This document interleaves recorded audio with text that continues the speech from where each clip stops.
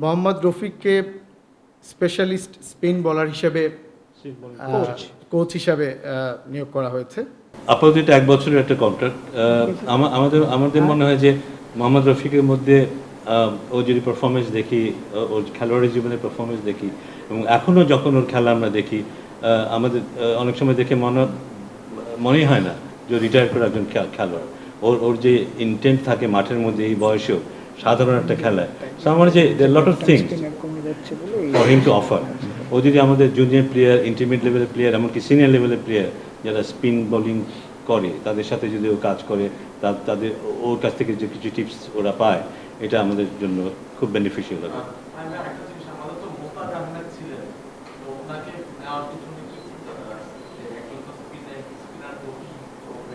Two be honest আমাদের যদি আমরা একটু হিসাব করি, আমাদের প্রায় 8-10 জন পেস বোলিং কোচ আছে, কিন্তু আমরা যে পিছনে ফিরে তাকাই 3 জন স্পিন কোচ আমরা খুঁজে পাবো না আমাদের দেশের ভেতরে।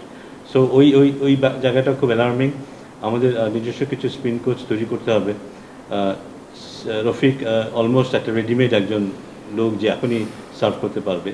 এর পাশাপাশি আমরা হয়তো 2-4 জনকে নিয়ে ফিউচারে আমরা দেখতে পাবো, যাদেরকে আস্তে আস্তে গ্র্যাজুয়ালি আমরা একটু গ্রুম করার চেষ্টা করব।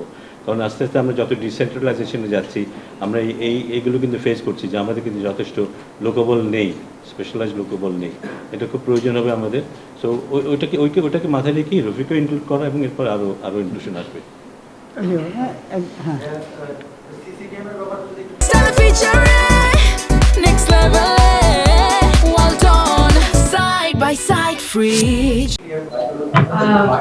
যেটা উইমেন্স বিপিএল সেটা আমরা অলরেডি আপনাদের প্রেস রিলিজের মাধ্যমে জানিয়েছি যে আমরা এটা জুলাই মাসে করব। 10th of জুলাইতে হবে এবং 21st জুলাইতে এটা ফাইনাল হবে। এটার ওপেনিংটা হবে বগুড়াতে। তো আমরা বগুড়াতে সংযোজন করেছি স্টেডিয়াম, তারপরে চিটাগং এন্ড দেন তারপর ঢাকাতে হবে। এবং ডেফিনেটলি আমি যেটা রিইটারেট করব যে উইমেন্স বিপিএল অবশ্যই হবে এবং এখানে 3টা টিম খেলবে।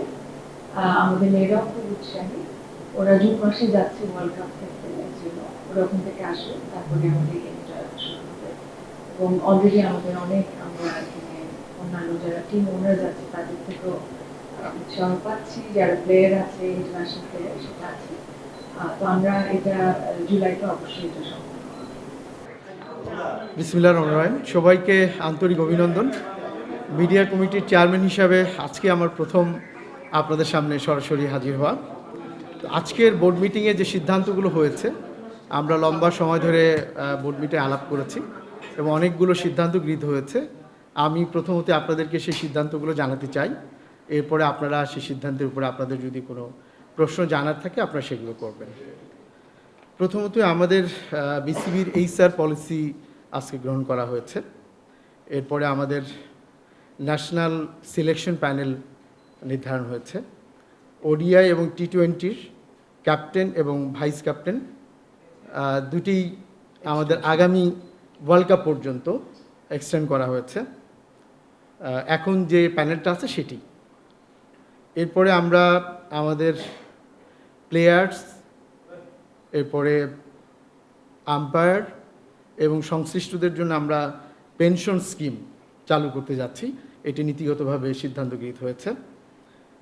সিসিডিএমের পক্ষ থেকে আমাদের ঢাকা প্রিমিয়ার লিগ শুরু করা হবে এবং সেই লক্ষ্যে আগামী 8 তারিখে সমস্ত ক্লাবগুলোকে আহ্বান জানানো হয়েছে মিটিংয়ের জন্য। ইন্টার ইউনিভার্সিটি ক্রিকেট টুর্নামেন্ট শুরু হচ্ছে ঢাকা বিশ্ববিদ্যালয়ের ক্রিকেট মাঠে।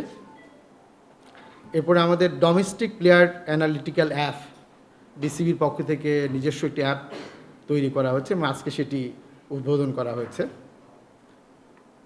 মোহাম্মদ রফিককে স্পেশালিস্ট স্পিন বোলার হিসেবে কোচ হিসাবে নিয়োগ করা হয়েছে।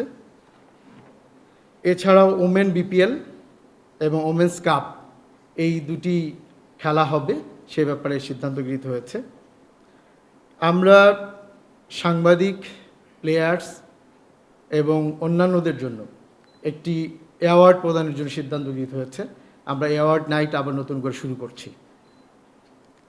এছাড়াও সিলেট ক্রিকেট স্টেডিয়াম ভিজিট করে আমাদের সম্মানিত প্রতিমন্ত্রী মহোদয় যে সকল দিক নির্দেশনা দিয়েছেন সেই বিষয়গুলো নিয়ে আলোচনা হয়েছে এবং সেগুলোকে দ্রুত কার্যকরী করা হবে। এছাড়া সাংবাদিকদের জন্য আমরা একটা স্কলারশিপ প্রোগ্রাম চালু করছি। যারা স্পোর্টস জার্নালিজমের উপরে বাইরে পড়ালেখা করতে যেতে চান, আমরা তাদের জন্য একটা স্কলারশিপ চালু করব। এছাড়াও আমরা